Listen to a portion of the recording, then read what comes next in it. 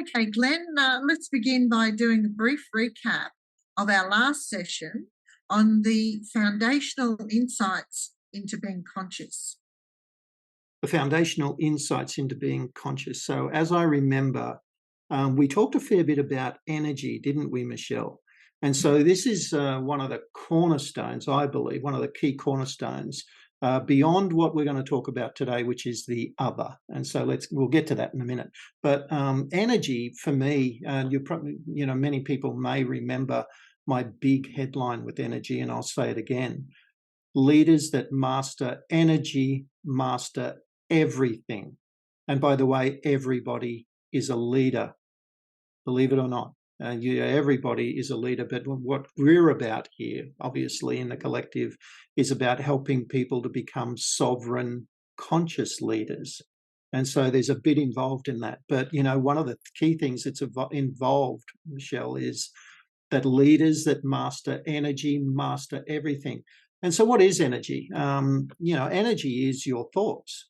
Your thoughts have energy. Your feelings or your emotions have energy. Your words have energy. Your actions have energy.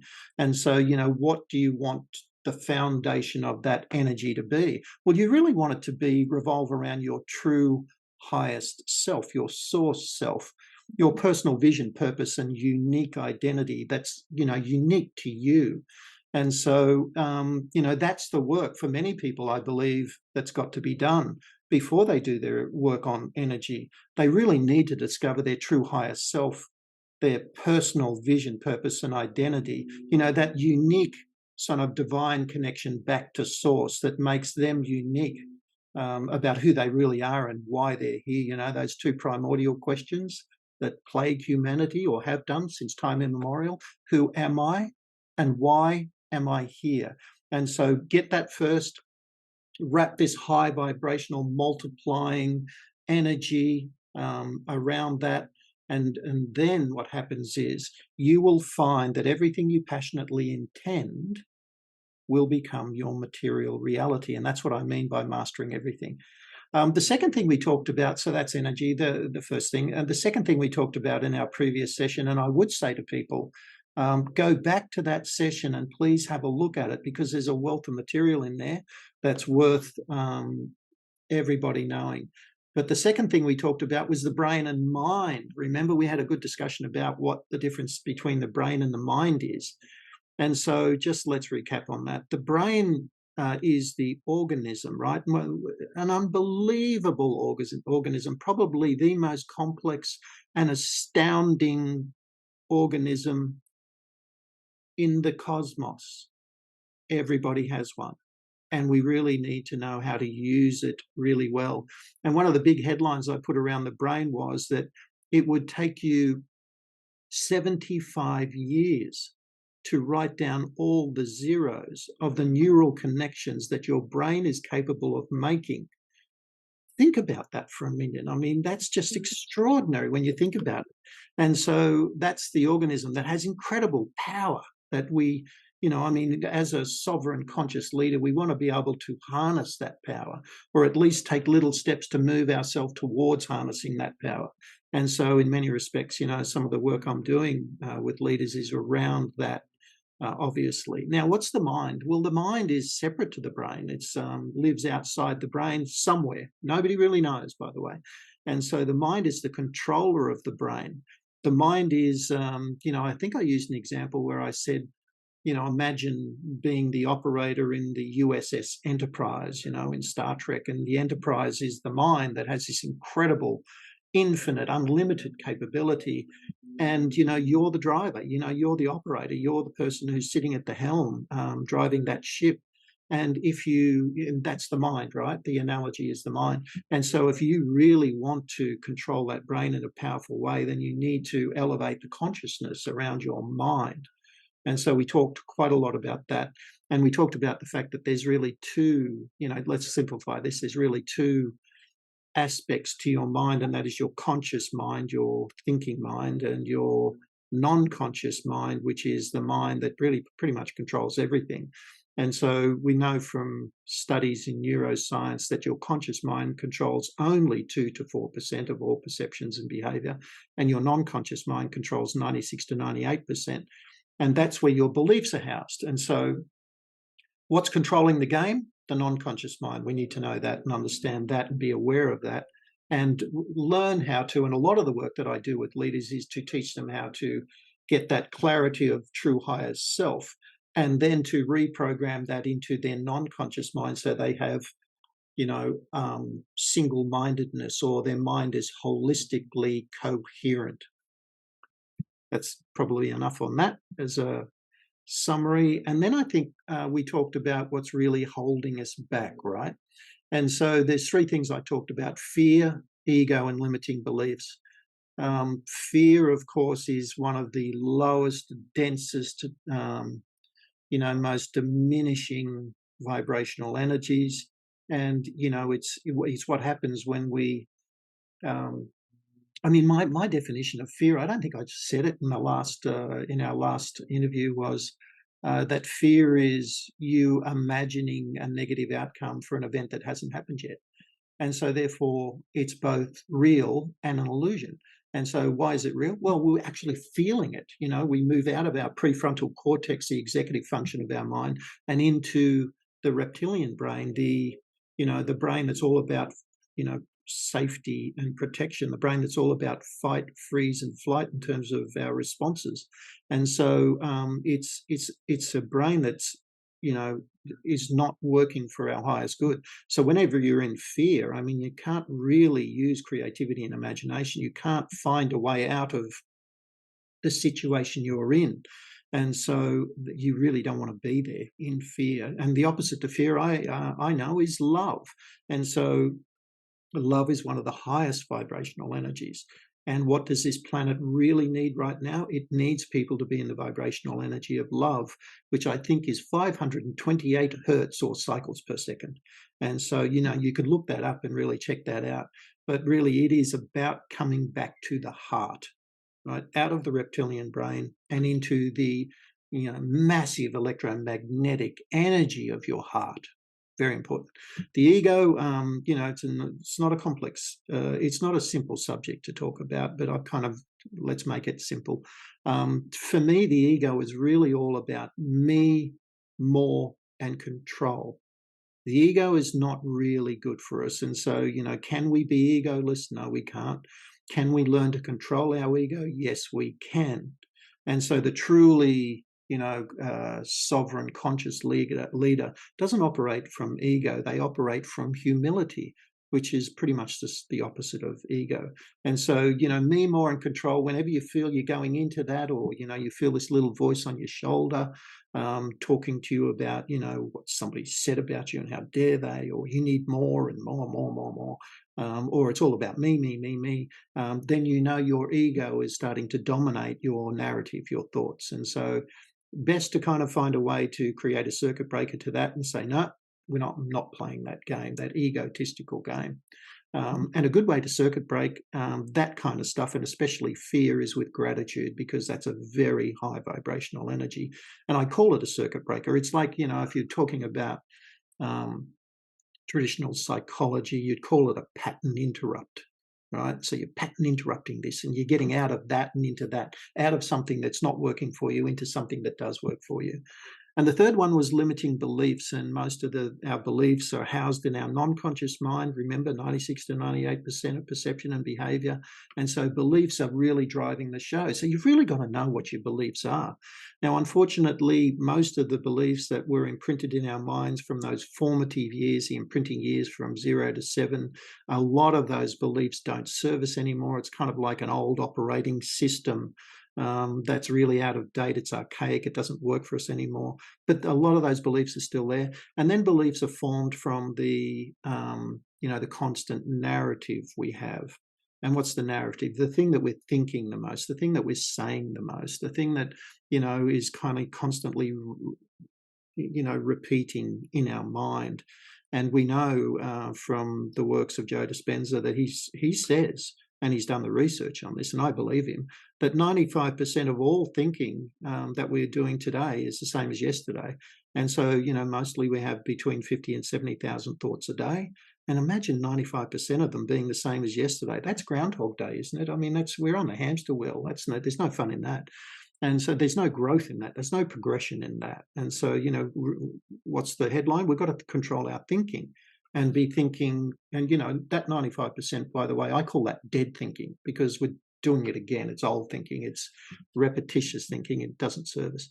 And so I've seen another study that said 95% of all our thoughts are negative in nature. And so, 75% are negative in nature, 95% are repetitive. And so think about that. 95% the same as yesterday, 75% of them are negative. This is not good.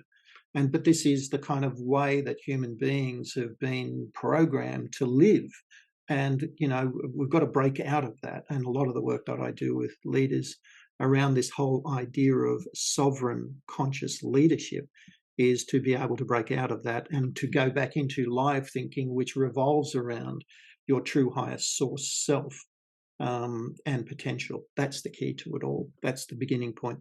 That's what I call the one thing that needs to be done before all others. How's that, Michelle, for a little recap? That's great recap. Thank you, Glen. It's a pleasure.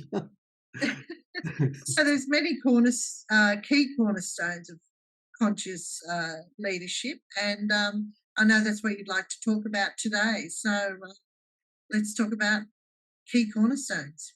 Yeah, let's do that. And so remember, I've talked about energy as a key cornerstone, right? But I want to take a step back now and talk about something that actually drives the energy. And it's, if ever I had to summarize what sovereign conscious leadership is all about, and I had to pick two things, well, one of them would be energy. I've made that big statement, control your energy, control everything. It's not a little statement, but it's true. By the way, it's been proven to be true by quantum physics, right? So I'm not talking some ethereal stuff here. This is science. It has been proven. And now I want to take a step back today and get specific around talking about that thing that drives your energy, that you want to drive your energy. And that really is your personal vision. That is being visionary.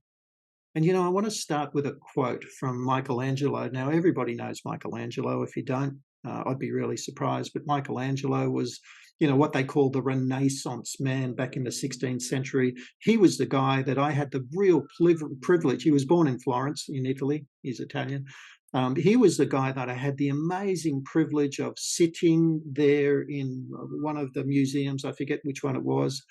And just looking at his sculpture, David, and it's just like, man, how is that even possible that somebody could do work this magical, And so he's known for David. He's known for the fresco in the Sistine Chapel, which I've seen as well.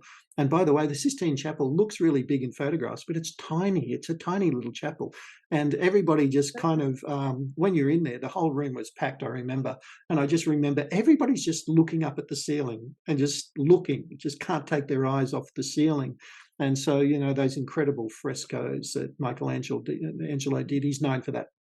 And so, what's the quote from Michelangelo? The greatest danger for most of us is not that our aim is too high and we miss it, but it is too low and we reach it. And so, this is symptomatic, I believe, of what's going on a lot in humanity, is that unfortunately, we get into the comfort zone and we start, aiming too low. And in many respects, we may not even reach that low aim because, we don't have this sense of purpose or this sense of vision or this sense of purpose around what we're doing in our life. And so we're not motivated to do anything. We kind of are just going through every day, same day, same thing, different day, that kind of thing. And so, and there's another challenge that a lot of people face is they're not aiming for anything. They're just in this process of surviving. And it's like, I've just got to get through today. I've got to be able to make enough money today to survive, to pay the bills, to put the food on the table. And, I'll get to sleep tonight, an unhappy, difficult sleep. And then I'll wake up tomorrow and I'll go at it again, And so you know, the way I work and the way I talk with people and the way I coach people, leaders, is to get out of that game. That's not good for you. We're moving into a new world. I mean, the old world, as we know, is collapsing systematically. I think it's a massive transition, a paradigm, what I call a comprehensive paradigm shift.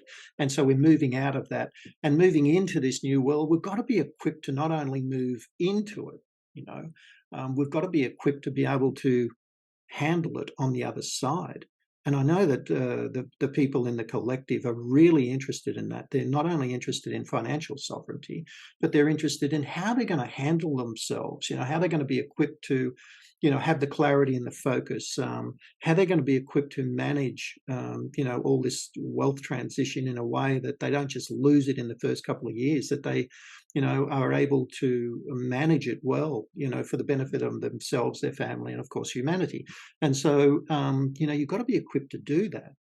And so, one of the great places to start to do that is not to aim too low, is not to, kind of be comfortable in that approach, but to, come back and discover what your true highest, source vision is, to become a visionary leader. Truly sovereign leaders are visionary. Truly conscious leaders are visionary. You can't be a conscious leader and not be visionary. It's just not possible, right?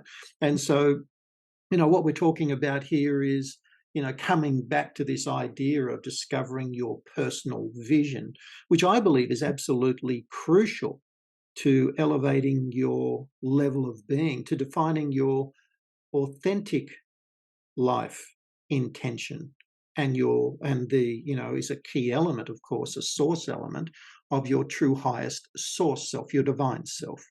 And so, to explain this probably a little bit further, your vision is sometimes called the picture of yourself and what you have achieved in the future. But you know what? I believe it's just so much more than that. It's your why. And, a lot of people might remember that this whole idea of discovering your why first was made famous by Simon Sinek, when he did that 15-minute or 18-minute TED talk, and he really talked about the role of why with companies, why each company needs to find their why, which is their real vision. And, I do work with companies and have done for over 30 years. And I know that the vast majority of them don't know their why. They don't really have a vision that elevates above this kind of operational imperative of just selling more stuff, to more people so they can make more profit. And, nobody really wants to belong to a company that's just focused on EBIT, which is earnings before income tax, or, return on investment, or, revenue and, what's our profit margin, all that stuff. I'm not saying that stuff's not important, but what I'm saying is it's the vision that drives that stuff, all the revenue, the profit, the brilliant management of that is an outcome, is secondary really to the vision.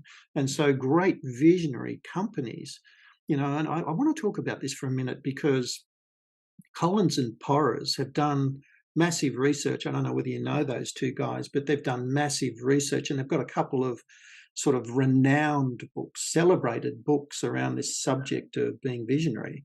And the books are called Built to Last and Good to Great. Now, I've read both these books. They're not that easy to read, by the way, because they're kind of like, massive research reports, really, because Collins and Porras did, the foundation of the work they did was they did this incredible research study into around 1,200 companies dating back to 1926.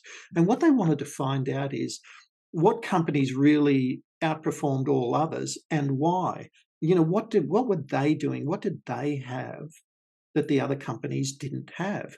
And, and then by comparison, why were the other companies falling off, the Fortune 500 list or whatever, and never making it, or, not staying there, not consistently performing for many, many years? And so the bottom line of, what I've read here and what I've found out is that they found that visionary companies outperformed all others by a factor of 15 since 1926 on the US stock exchange.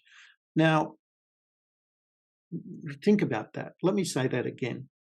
visionary companies outperformed all others by a factor of 15 on the stock exchange in the US since 1926. And so what's the headline? Well, visionary companies, visionary Mm, companies are doing the work here. Visionary companies are the ones that are correct. consistently, successfully, succeeding successfully. And so the key element that I found was visionary is really the key factor here that makes the big difference. And then I extrapolated that, I thought about that and I extrapolated that and I said, well, you can't possibly have a visionary company unless you've got a visionary leader. And so you can't pretend to be visionary. A lot of leaders fake this and then they can't pull it off, and people know, people find out. And so, you've got to be authentically visionary. So the visionary companies need to have a visionary leader. And so for a leader to be truly visionary, they need to have clarity and focus around their own personal vision as well.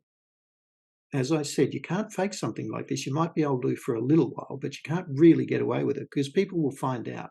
Because, if you're, deceptive about it, you get caught out. It's just the way it is. And so now think about what I'm saying here. This idea of having a personal vision is the precursor to everything else.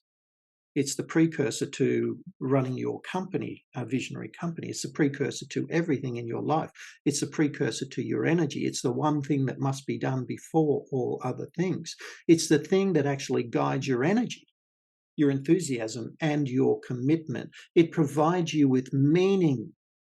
It provides you with meaning.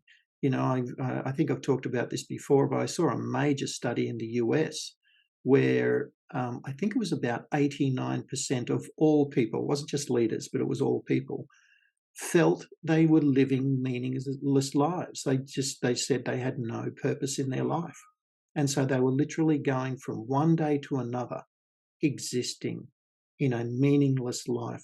And so what's that mean in terms of their life? Well, they suffer massive stress and anxiety. They feel isolated. They feel detached.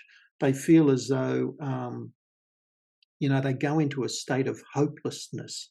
And I've got to tell you, the energy of hopelessness is just a couple of steps away from, people committing suicide. It's just really, really bad.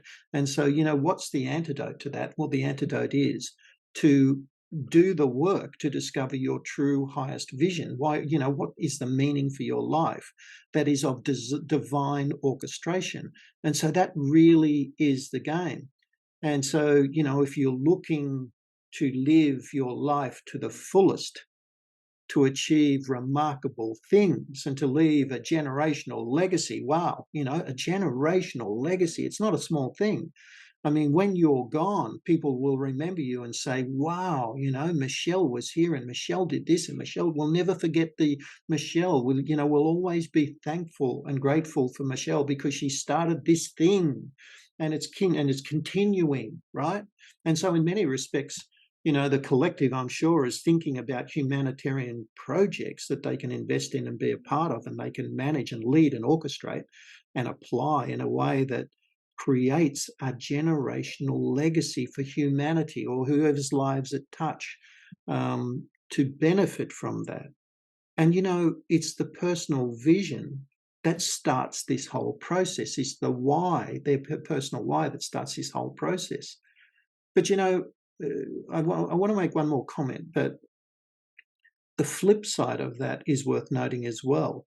When there's a climate of uncertainty, insecurity, and fear, which we're currently in, the extreme version of that, right? I mean, it doesn't get any more extreme. It's unprecedented. Without strong and visionary leadership of yourself first and the collective that you're in, that truly serves the highest good of all humanity, people panic.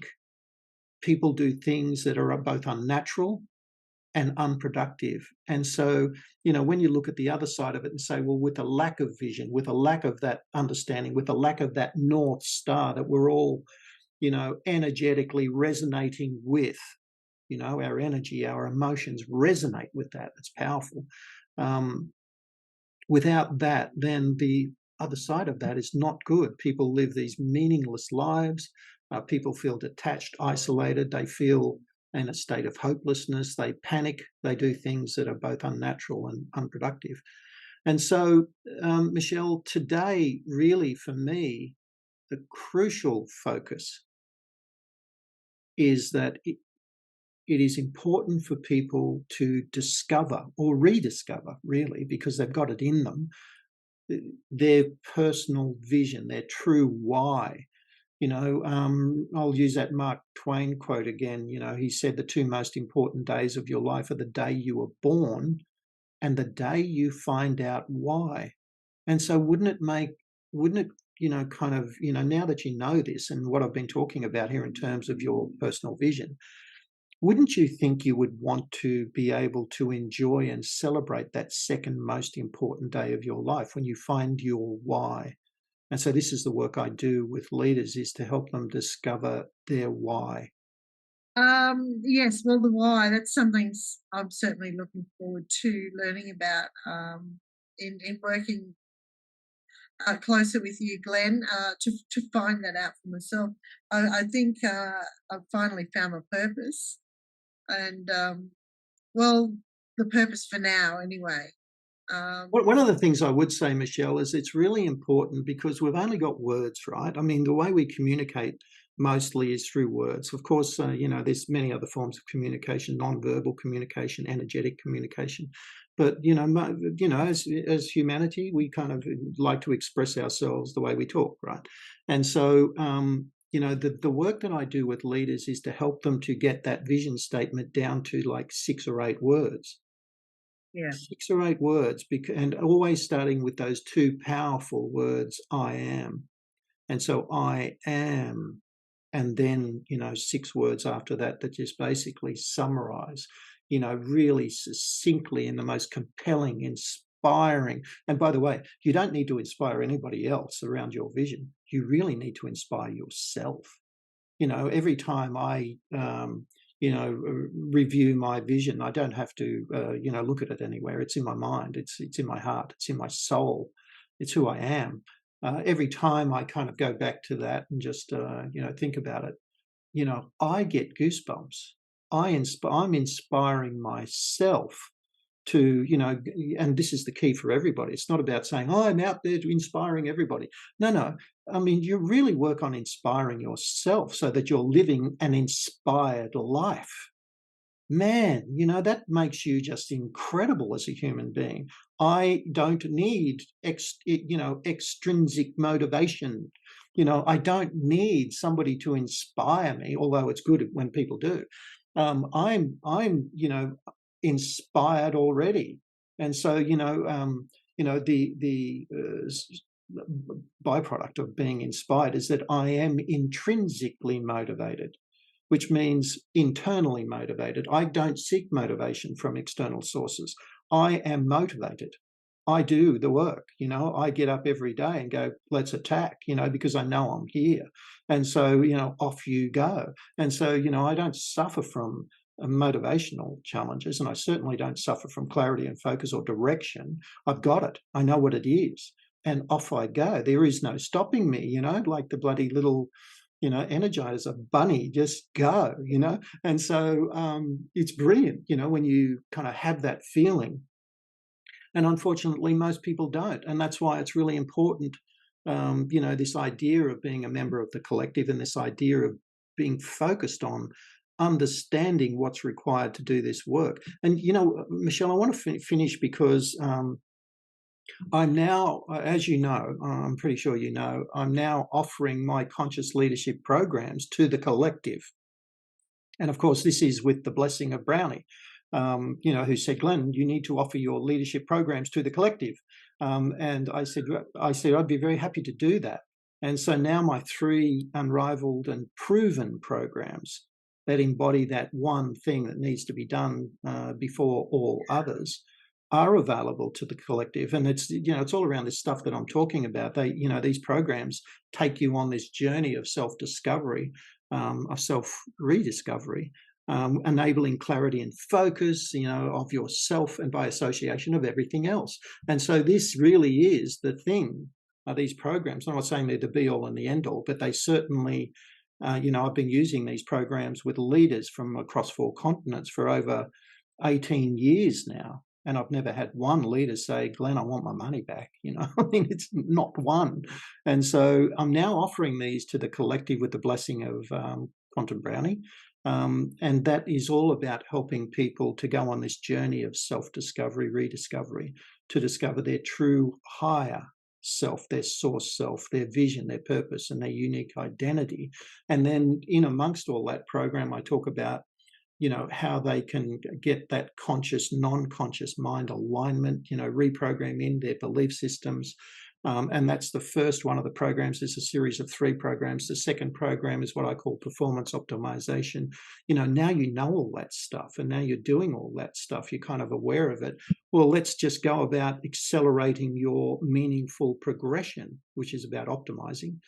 And then the third program that I call Rainmaker Secrets is really all about how to utilize, harness your energy to manifest into your material reality everything you passionately intend. And, I'm talking about this today for the very first time. And, off the back of the fact that I did this work yesterday with Quantum Brownie and helped him to rediscover his true highest source self, which I know he's very, very pleased with. He's delighted, in fact, and at some point maybe he'll share that with everybody. So these programs now are available for the collective. I have priced them at a price that is accessible for everybody, which is about 5 times less than what I normally charge, and this is just for the collective. And so if collective members are interested, they'll find a link below where they can access those programs. And the choice is yours to do it, don't do it. But my view is that this is the game. It's really all about discovering this one thing that drives all other things, and that is your true highest source self. Getting back to, reclaiming your power, reclaiming your freedom to act as a true conscious sovereign leader that is equipped to not only navigate these times that we're going into, but to, post-event, to be on the other side, to be equipped to manage yourself and the massive wealth transference as well in a way that benefits yourself, your family, and humanity. That's the game, isn't it? And so we really want to be able to be good enough to do that. And so the link is below, Michelle, if people are interested in accessing those programs. All right. Thank you for that. Just something I'd like to add to that too is when you wake up every day and you're motivated by yourself, you can't be in any sort of depressive state. They just won't work together. So it's just not possible. It's not possible to have that kind of clarity and focus and get out of bed going, oh, man, here's another day. It just doesn't work like that. No. I mean, I bounce out of bed every morning. I was out of bed this morning at 4:45.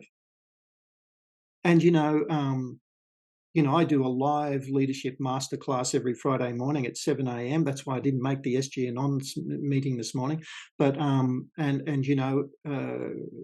8:00, by 8:15, I'm in a coffee shop, preparing for this session with you, Michelle, and loving it and going, well, it's 8:15 and, many things have already happened. And there's, I'm just in this state of powerful, focused energy. And really, what would I love? I would love for everybody to know what that feels like and to be true to their true higher self as well in the process. It's not about anybody else, not about me or anybody. It's about you stepping up into your, true higher self, your source self, that divine spark of creator and the power that comes with that and the freedom that comes with that. An extraordinary place to be, Michelle. Yes. Well, thank you so much for joining me again, Glenn, and I look forward to our next session. So do I. Bye for now, Michelle. Bye.